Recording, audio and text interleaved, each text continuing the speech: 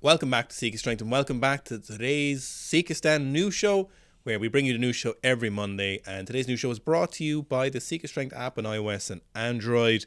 Check out the Becoming a Horse program, one of the most popular programs on the app, which you could pair with our conditioning program, strength, power, hypertrophy, and just maybe you look better naked and stuff. So that's nice too. All that good stuff. So we're starting off with Kianush Rostami today. So Kianush is making a comeback for Kosovo, as you may have seen from previous episodes of the news show.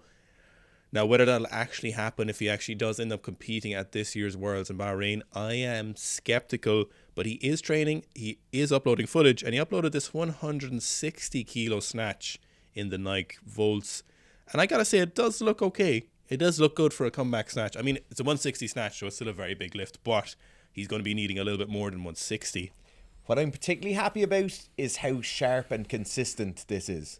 And no strange little kind of idiosyncrasies. There's no one side collapsing, no rotation during the stand-up. Everything looks very dialed in. It looks not so much easy, because as Owen said, 160 is never going to be easy. But it definitely looks very sharp. It looks like something that's going to be super consistent from week to week. That is very true, actually. He did always have that unilateral imbalance, and it doesn't seem to be there as much. He's got like a hyperextension in one elbow and normal or relatively normal extension in one elbow. So it'll be interesting to see how it goes. The clean and jerks look to be somewhat tough at the moment. We haven't seen him get into the 200 kilo pluses yet. And we're looking at the first weekend in December for the World. So we've only got about another 6 or 7 weeks, which is still a lot of time for a elite lifter of his level to come back. But who knows? It's early in the training block. It's early in the Olympic cycle, if that's the goal. Next, we've got Miso Hassona, or Faris, I can't say the rest of his name, of Qatar, showing us some more videos from pre-Olympics where he didn't have the best competition, but we're not worried about that right now. We've got this 225 kilo clean and jerk, and I assume this is the heaviest clean and jerk he did in the competition prior. His best clean and jerk is 232 kilos, and this 225 looks very, very routine for him when he's competing as a 102 kilo lifter. That 232 kilo clean and jerk was as a 96. Thinking back to the few weeks before the Olympics and that kind of lead in, as Miso was training in Italy and as he was in the pre-Olympics training hall, he was coming in hot. Like, we had, obviously this is the heaviest clean and jerk we saw, but we had multiple incredibly heavy power cleans. We had heavy clean and jerk complexes. We had heavy clean and jerk singles. And he was very much peaked for a very, very good clean and jerk in the competition. Obviously, the clean and jerk on the day wasn't the overall issue, but this is a great showcase of just how good a condition he was in leading into it. Miso's clean is always phenomenal. It's been phenomenal forever. His pull under is one of the best in the game. That ability to continue pulling as he's pulling himself under the bar is just perfect every single time.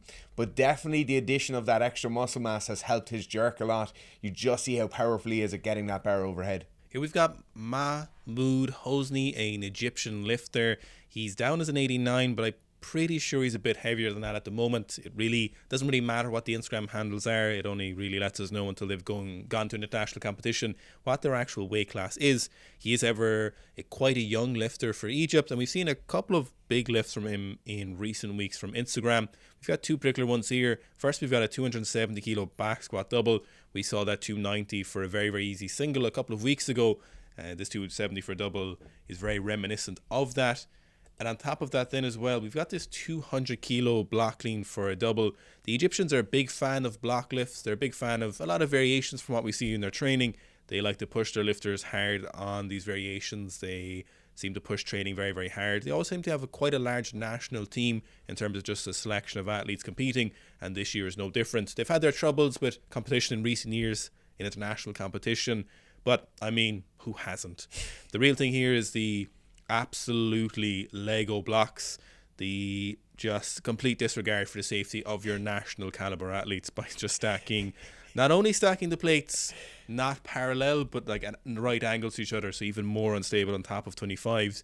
Either way, both of these lifts are really strong. The 200 kilo clean for a double is a great lift just above that knee position, which is a great place to go from if you're very, very slow, if you're weak in the turnover of the barbell, and give you an opportunity just to focus on that. And the great part about it is It's going to punish you if you're not very good. So, if you're trying to hit 100% or more in this, if you're not getting enough speed, if you're not putting enough force into that barbell and the turnover, you won't be able to do it, because the distance you have to travel from barbell start position to the contact point is much smaller. So you need to overemphasize the speed and power, which the blocks kind of restrict you on and make you work on that issue. What I really like about his back squat is you'll see how close his hands are in. So a lot of the time with our very experienced weightlifters who have astronomical high bar back squats like this, their upper back position is something they don't think about a massive amount, and they'll kind of have a somewhat passive grip on the barbell. Maybe if they're a bit tighter in the shoulders, they'll be a bit wider with their grip. Now, in Mahmoud's case, you see him with a quite stacked upper back position. He doesn't quite have straight wrists, but he certainly doesn't have this massively overextended wrist position, and he really works hard to keep his upper back in a good position all the time. So particularly on the second rep, when he's a bit more fatigued, you'll see those shoulders wanting to come forward a bit, and you can actually see him actively pushing back against the barbell as he drives up into it. Certainly, if you're working towards getting a nicer high bar squat, or even just a heavier high bar back squat, that upper back position is something you shouldn't be sleeping on, and you should be looking at lifters like this who really focus on the stacked shoulders. The silver Luzau shins are growing on me. Now, I know a lot of you are probably wondering, just as a subject, the new tier lifters have been released, and you're probably wondering about reviews, and a couple of people have been asking already if we're going to review them. And the answer is, unfortunately, I'm not the Minister for Finance at Sika, and I've unfortunately been restricted to only reviewing free shoes. So you could be waiting a while. Will I get a free pair? Maybe. Will I not get a free pair? I don't know. So you'll be waiting for those reviews. Next up, we've got AWilliams of Team USA with some 260 kilo front squat doublés. Got Big Pap. Is that Big Pap or Big Pappy on the belt? I think that's Big Pappy. Big post-activation potentiation? Initiation as well. Anyway, very, very nice front squats here. There's a couple of things I immediately noticed when I looked at this video first. The first thing is how much leg mass there is. Sure is. I honestly think he has more lean tissue mass in one of his legs than I have in my entire body. It is unbelievably impressive. The second thing is just how well stacked he is in that bottom position of the front squat. So the front squat allows us to have the barbell center mass slightly further forward, because obviously it's in front of our torso. And for that reason, sometimes we can get people's hips sitting back a small bit. They can get people rounding forward slightly as they stand up. None of that is happening here in Aaron's squat. He is in a very, very nice upright position throughout. Obviously, he is insanely strong, or he wouldn't be able to front squat 260 kilos. But particularly that mid back and upper back is working incredibly hard just to keep that torso vertical.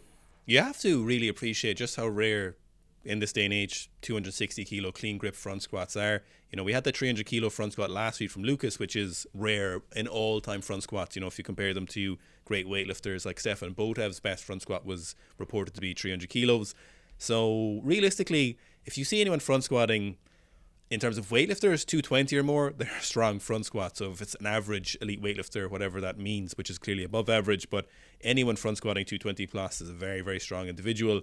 If you ever front squat something like 200 kilos, in my opinion, as a non-professional athlete, you are super strong. It's an incredibly rare feat. So front squatting 260 for a double like this is superb. Oh, the post this is actually right next. So this next post is a really good indicator of this. This is coming at us from Garage Strength Dane Miller, who actually had us very graciously on his podcast last week. So at some point that episode will be releasing. We actually talked essentially exclusively about pro rugby and getting there, but we also touched a little bit about the strength aspects and the younger strength athletes in his gym. We've got two very strong individuals here. We've got one individual weighing 79 kilos, front squatting 200 kilos, who's 17 years old. And then the other individual who we've seen before, I think Kyle Martin is his name, maybe Kyle Martin Jr., front squatting 221 kilos, and he weighs 90 kilos, and he's 18 years old. So there we go. There's two people who are exceptionally strong. Now, Dane obviously has unbelievable athletes in his stable. He has a massive cohort of extremely strong guys and girls training there. But a 200 kilo front squat, even just a 200 kilo squat as a non-adult, is insanely rare. Now, it's interesting to see both of these lads actually have very different technique, and they get to that 200 kilo front squat in very different ways. You can see massive amounts of shoulder mobility on one of the athletes, slightly less on the other athlete, a wider stance, stroke a narrower stance. But in both cases, what's really positive on these is how much power they have on the way up. So it's not like they're being pushed incredibly hard and barely moving the barbell and that there's breakdowns in technique or breakdowns in positions due to excessive load. In both cases here, you see them powering up as they stand out of that bottom position, never really going to any of those non-ideal secondary positions. And it's just a great sign of an athlete. It's also a great sign of the development of that athlete that they're able to push the weights so hard, so early, and maintain good positions while doing it. Here we've got Dylan Cooper, snatched 160 kilos. This one resonated with a lot of people, I think, because Dylan is someone who I don't think is going back competing. So a lot of people just appreciate this from the nature of chasing a big PB. You know, as an athlete who's not professional, like I know he's a coach and he works via social media, whatever, but he's still someone who I think a lot of people see themselves in. Now, a lot of people won't be snatching 160 kilos, probably 60 or 80, but the principle of the journey remains similar. So I think that's the reason why a lot of people resonated with this, was just someone who trained very hard. You know, Dylan was pretty good with putting up his failures over the years if he didn't do great in the competition. And I think the kind of get knocked down 7 times, come back 8 was a thing that a lot of people appreciated and people can resonate with in weightlifting. You know, the weights are heavy, the sport is hard, so especially when you hit a lifelong goal like this. I don't know exactly how long Dylan is lifting, but I have to imagine it's 10 plus years at this stage. So the big 160 falling and his Operation 360 going really well is obviously something that means a lot to him and the people watching. For me, I honestly think this is one of the main drivers of amateur weightlifting around the world at the moment, is seeing good athletes like Dylan put up their training, you being able to follow along with it. A lot of the time being very open and honest with what they're doing, with what their programs are following, how hard they're training. As Owen said, those misses or the bad days, and being able to see them. Weightlifting for a long time was a sport that's quite closed off. You might get some training hall footage, you might see a documentary or some news footage of people training, but being able to see really high caliber athletes like Dylan going and training on a weekly basis, or maybe multiple times per week, you might see it on their Instagram, allows you to really get an idea for what weightlifting is like in the modern age. So he's not in a big national team structure, he doesn't have head coaches and assistant coaches, he doesn't have full-time physios or strength and conditioning coaches there with him helping him through the training sessions. It's literally him there, and also the dog pack online are really pushing hard to hit those bigger numbers. Yeah, the, you know, Operation 360 really, you know, full circle. Next we've got Max. I did practice this before, and just in case you're wondering, we're not that unprepared, we are journalists. Max, we're actually kind of more sports pundits. Maxim Brovsky, yeah, there we go. Nail it. Look, he's a Ukrainian lifter. He's an absolute unit. It's 185 kilos for a triple on the push jack. We've seen Brovsky lifting quite big weights. I'd actually thought this training hall had gotten destroyed in the Russian-Ukraine war. I don't know if we've just killed the algorithm there now. I'm not sure if YouTube hates that or not. But what I do know is that this is an outrageous display of strength. Now, he is a squat power jerker by nature. That's his main lift. So this isn't an assistance exercise to him, but it is still incredible. What you'll often see is that very good power jerkers will be a little bit more efficient with repetitions at lighter weights. You know, if you look back to someone like AWilliams, who is also an exceptional squat jerker, power jerker, who's really good at repetition of heavier weights very, very casually. You know, we'd see him do 180, 200s for singles or doubles, and the nature of that style of squat jerk lends itself to an ability to rep those lighter weights just a little bit more easily compared to the split jerk. Now, as numbers go, the split jerk is still more efficient in terms of lifting those bigger weights, but there's always this sense of grace or this kind of sense of style when it comes to repping those lighter weights with someone like a squat jerk or a power jerk like this. It always made for, make no mistake, a very pretty lift. Now, a very pretty split jerk is very nice as well, but it must be said, even though we think the squat jerk is a terrible idea for most lifters, we definitely can appreciate how aesthetic a nice squat power jerk can be. Make no mistake about it, especially when it's 185 kilos for a triple. Looking at Maxim's jerk here, the big standout for me is just how quick he gets underneath the barbell. So a lot of the time we see people overextending or staying up in that power jerk position for too long. They'll stay in their drive for too long. You'll see how quickly he gets his chest through and drives himself underneath the bar. Now, the other illustration of just how important this is as he goes from first rep to second rep to third rep, you'll see him sinking a small bit deeper every time. So as that power is decreasing in his legs, as he's using up that energy in ATP, he slowly has to get deeper and deeper with that catch position, which would lead you to believe the catch position on absolute maxes is probably about an inch or two lower than what we're seeing in this. Here we've got Sophie Shaft again. We had her with 105 kilos last week from the low block snatches, and we've got her on the jerk from blocks here. This is a 9 kilo PB with 135 kilos. It's obviously a massive weight to be split jerking. Talent here in American weightlifting, especially on the female side, is, I think, bigger than pretty much the vast majority of countries currently lifting and weightlifting. Just a breadth of lifters who we've got jerky in the 120s, 130s, some of them are getting into the 140s. So it's very, very interesting to see that. And obviously it's a country of 300 million or so, but that doesn't obviously take away from anything from the massively hard work it takes to get to a jerk of this size. What I particularly like about this split jerk is the overhead position, and it really reminds me of Ilya Ilyan's overhead position, where we've got this almost straight wrist, a very stacked wrist position. We're not looking for any excessive internal or external rotation. We're just looking for this locked out elbow, straight wrist, similar to what you might use if you were kind of punching someone, or maybe a more neutral wrist position, and fights for a very strong position overhead. And it makes it very, very stable, as you can see here. Even though she pushed down a little bit deeper than she might like to have been, she was slightly off to the side. You can see this really strong, stable overhead position provides a lot of that stability. So then when you need to recover these massive jerks, normally when you're making a 9 kilo jerk PB, they aren't going to be this pretty. This is fully competition legal. This is 3 white lights. Even the strictest of international judges couldn't give her a red on these, which is a testament to the strength in that overhead position. Even the jury wouldn't give a red on that. Well, you don't know. What I would love to know is if Sophie is going to Worlds in a few weeks' time, because it seems like all of her lifts are peaking around now. So it'll be very interesting to see what that programming is look like, if she is going to Worlds, if she is going to peak her lifts and then have a 4-week-long taper, or maybe another smaller block leading into those next 6 weeks. But I'd just love to know what the plan is with these. Optimus Barbell. I wonder, is that the gym? That must be the gym. Optimus Barbell. Must be. Now moving on to the strength section of the new show, we've got Sam Shethar. Sam is, of course, a friend of Sika. Very, very nice guy. Very strong duo, him and his brother. Arguably my favourite strength brothers in the entire industry, and I'll take that to the grave. We've got him with his 400 kilo deadlift. This is a PB. He said after last year when he benched 600 pounds, his next operation was 400 kilo deadlift, or 880 pounds. Sam is a strongman by trade and an absolute unit by nature. So this 400 kilo deadlift is massive. And also his straps are massive. So what's that about? What's going on there? How much length do you need in those straps? There's a couple of things I'd really like to look at with Sam's deadlift here. So in this case, you see him walking up to the bar. He gets set in a very conventional deadlift setup.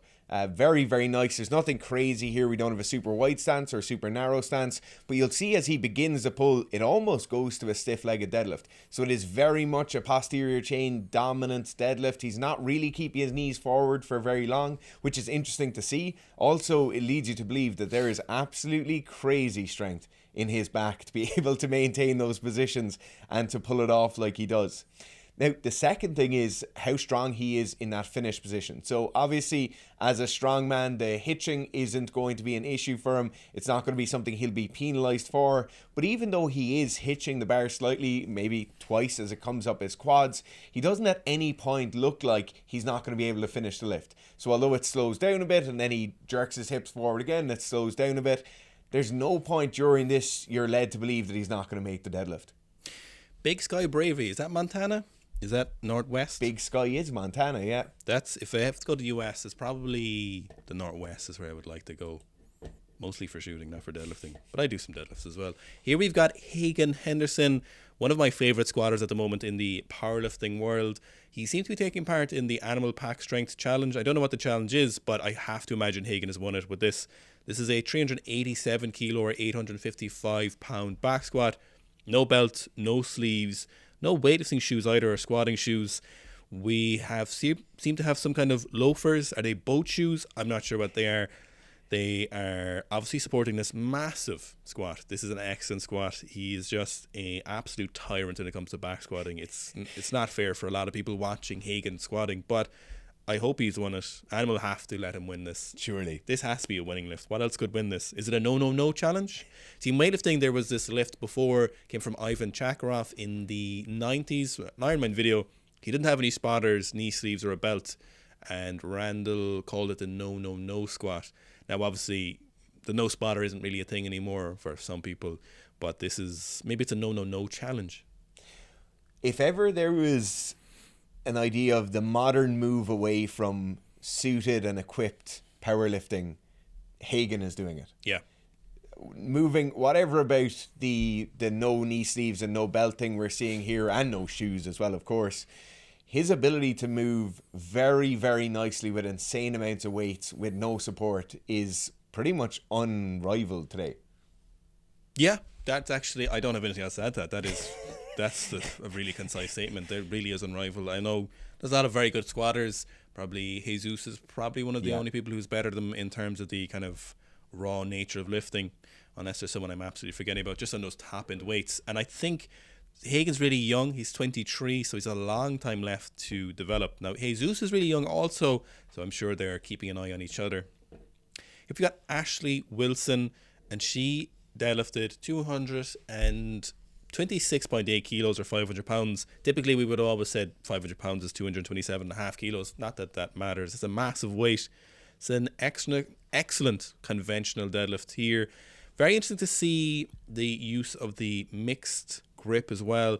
Mixed grip is a really interesting tactic to use. A lot of people are afraid of tearing biceps, and to be honest, it's a reasonable fear. A torn bicep is a massive injury. Almost always requires a surgery. If you've any kind of major tear, it comes back, but it may not come back 100%, and it's very hard to know. So you don't have much proprioception any with those tendons. So when the tendon goes with it, maybe if you can some kind of avulsion fracture, if the tendon comes off the bone, if it's particularly egregious, is something that you just won't know is going to happen. You'll just see your bicep peel down your arm, which is disgusting when you describe it like that, but it is what happens. What you'll typically see though is female lifters will just have a bit more elasticity in their tendons and their muscles and joints, and are a bit less prone to that. You'll see it a lot less. Obviously, this kind of weight still though is going to put you under pressure. Excellent deadlift technique here. A lot of stuff we're always talking about. Toe straight forward position, knees staying forward, using your legs as much as possible, and pushing through those legs to keep that barbell nice and close to you, and use your legs to drive off the ground. Being patient with them. Just because the start of the lift is really hard doesn't mean it's time to shift those knees back. Just keep those knees forward, keep driving through the legs, and it makes for a very, very strong deadlift, especially if you're weak off the ground. And that is the most important aspect of this deadlift for me watching it. Many times with the conventional deadlift, when people get into their start position and they'll start having a slower initiation of the pull, whether that be as the weights get heavier, as they get further on into their training cycles, they'll start changing things. So they'll start dropping their hips lower, they'll start being more aggressive and more dynamic with their starting positions. Whereas Ashley here maintains that static position for a long time, really generates a massive amount of force, recruits as much muscle fiber as possible, and then you'll see once the barbell starts moving, there's absolutely no doubt. So it's not going to be something like the barbell's really slow in that first initiation of the pull, and then she's not able to lock it out because she's more fatigued. In almost every case, once the barbell starts moving, when you've had that slower initiation of the pull, you're not really going to struggle with the lockout at all. So this is definitely a major learning point if you are maybe coming back to the conventional deadlift after sumo deadlifting for a while, and you're finding that initial pulling position difficult, or difficult to generate speed in. Don't worry at all. The barbell doesn't have to move fast off the floor, and Ashley's a great example of that. Next, we've got Saunders Gutersman, who's a pole vaulter, which is not someone we typically see on the news show, but we've got a 130 kilo power clean from him here. Very interesting conversational point on this power clean. If you're looking at this power clean as a weightlifting coach, you'll be saying, oh, there's certain things he's not doing right. Maybe his feet are too wide, so how would he ever drop down and catch that in a squat clean position? Maybe you're saying he overpulls the bar too much. Now, when you're looking at an international level track athlete, there's two things that they need to get from a power clean. The first thing is a super aggressive extension at the top. Realistically, that's why all coaches are programming that power clean. It's for those massive power outputs when the knees and hips are extending at the same time. The second thing might be a secondary thing of a contract, relax, contract again sequence, which is very, very important, particularly important where agility comes into it. Now, if you're looking at those two things as the most important two things you get from a power clean, he does them exceptionally well, and he's doing them at exceedingly heavy weights. So definitely if you're looking from a weightlifting point of view, or your weightlifting coach cap on, you might think, oh, there's things you should be improving in that power clean. If you're looking at this as a track coach or a track and field athlete who needs to be more powerful and faster, this is exactly what you need to be doing. The interesting thing about the technique here is that the first and second pull are very good. The start position is excellent. All of those things are basically what you want. It's just a transition into the catch position is the potential issue in terms of technique. Most people's concern is from an injury point of view. Now, would that cause injury? It's possible. It depends on how often he's doing this, how used to it he is. Like we always say, look, if we were coaching people, they wouldn't be doing power cleans like that in the catch position. That's probably the only thing you'd really change about this lift. So in that regard, there's a lot right about this. Now, it might not look like this only at very, very heavy attempts. The argument there then is he not ready for the heavier attempts? Or is it the case that the incidents are so low of that kind of wider catch position? Is it going to cause an issue? Ultimately, he seems to be doing fine so far. So there's no real need to pick it apart further. Very impressive power clean. There's a lot of good points about it. And I have to imagine it's more than enough for pole vaulting, which kind of flies on the radar for how impressive a physical feat it is. Here we have a decathlete doing hang power snatches. This is Marcus Rooth, who is a Norwegian decathlete, and he is doing what looks to be something like, I'm going to say about 80-ish kilos maybe. It's very, very hard to tell with the bumpers. I think it's like, it could be a little bit more than 80 kilos, maybe something like 90, which would be very, very useful.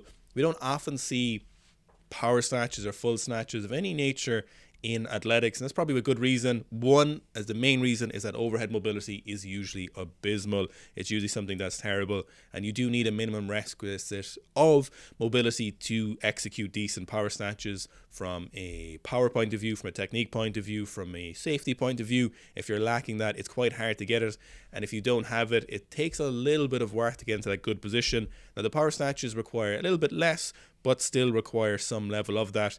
The hang power snatch, the power snatch, or the full snatch from the floor are highly technical, highly skilled lifts in comparison to that clean. And lastly as well, while the bar speeds might be faster, the weights are lower. And once you're gone into the threshold of simply using an Olympic lift, whether that be a power clean or a power snatch, the barbell's moving fast. That if you can execute a successful power clean or full clean, you've moved the barbell fast enough to put you in that speed strength. So why not use some heavier weights? You know, realistically, a 100 kilo hang power snatch for most athletes is a huge endeavor.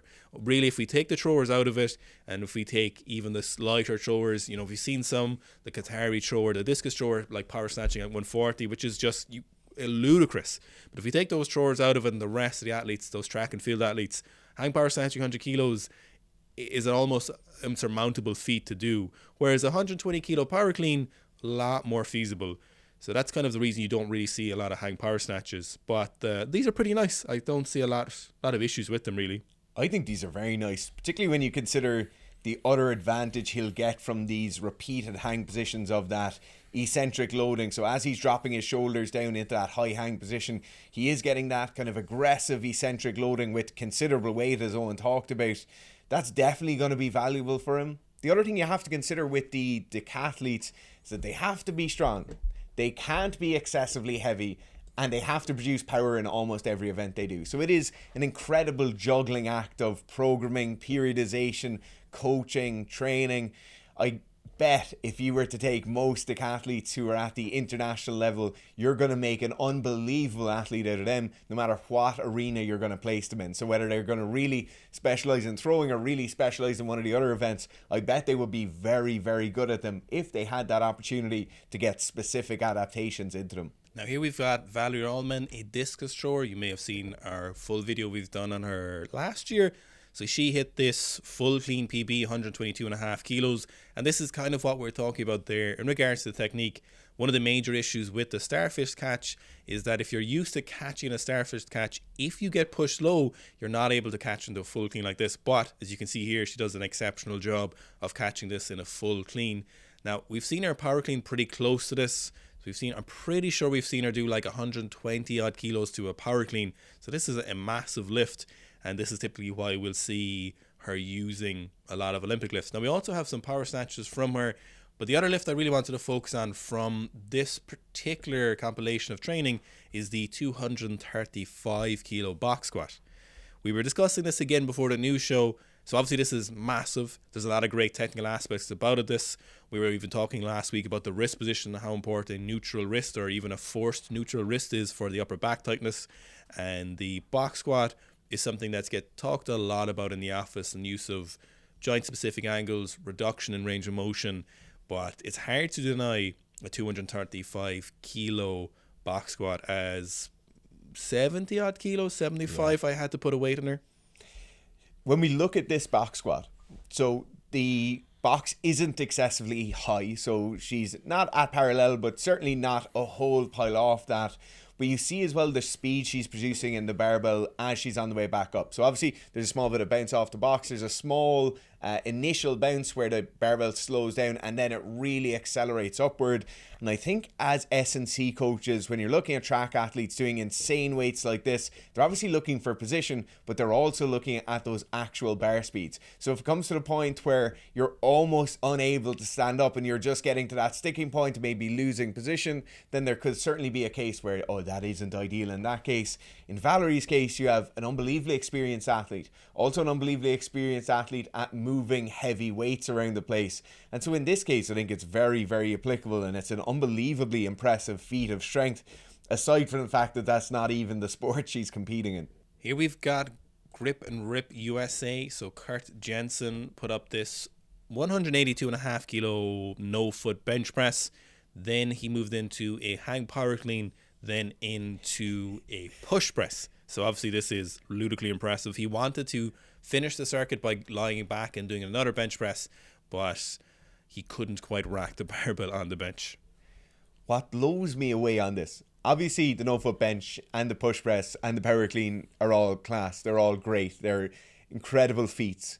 But the way he manhandles the weight around as he's standing up off the bench, as he walks it out 5 or 6 steps, then throws it up in a power clean, that looks like a coach whose teenage athlete dropped a bar during a back squat and you're just throwing it back up into the rack. Or it looks like somebody warming up and they grab an empty bar and throw it up into the rack.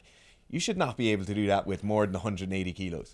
The most impressive part of this is the push press. 180 kilo push press is actually exceedingly rare, even among elite international weightlifters.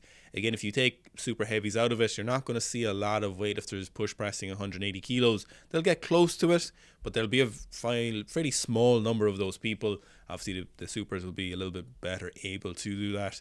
Now, obviously, if 180 kilo bench and 180 kilo power clean are massively impressive also. It's just the fact that he's stringing all of these together is the most ludicrous part of this whole endeavor. And it's kind of why we always talk about throwers being some of the most underrated power and strength athletes in the whole sporting sphere. Lastly, we've got some ridiculous display of Nordics. We're huge fans of Nordics, Nordic Falls or full range Nordics. As you know, if you've ran any of our programs, you'll know we love Nordics. Sometimes people hate the popularity of Nordics, which is really weird. They talk about, oh, they're not that great, but I've never seen anyone who's classed at Nordics ever being one of those people who say Nordics aren't that great. This is ridiculous. I think a lot of the Nordic hate comes from bodybuilding populations or hypertrophy focused populations looking at Nordic hamstring curls and not seeing their value for athletes. To be honest, I think that's where most of it comes from. Now, in this case, you have insane amounts of eccentric loading, an incredible isometric at the bottom of one of these reps in particular, and then a very, very strong concentric on the way up. Now, in this case, the particular value or the particular insanity of this comes from the fact that she is all the way extended out. A lot of the time we'll get people getting their chest to the floor or forehead to the ground on a Nordic. Their hips will be set very far back. They'll have actually a noticeable amount of hip extension or hip flexion, and they won't be pushing their hips forward the entire way through. In this case, you'll see hips are pushed forward the entire way through the Nordic and the entire way back up. So it might be something where you can come down with a pretty extended hip position, tap the floor, and then on the way up you tuck your hips back and pull yourself back. In this case, we see hips extended the entire way through, which is so much more impressive. If you would like to become a small percentage of a absolute unit like this, do check out the Becoming a Horse program on the Sika Strength app on iOS and Android. Free 7-day trial for everyone who signs up. Some big programs coming in the future, such as the anti-glass back program. There's the front squat program, the low bar back squat program, the long drive, which is a golf specific program. There's judo specific programs coming. There's more rugby specific programs coming, and there is custom weightlifting and powerlifting program coming. So stay tuned for the app. If you want to get more updates on those, go to the sikastrength.com website where you can sign up for a newsletter, and we'll keep you updated on those as they progress.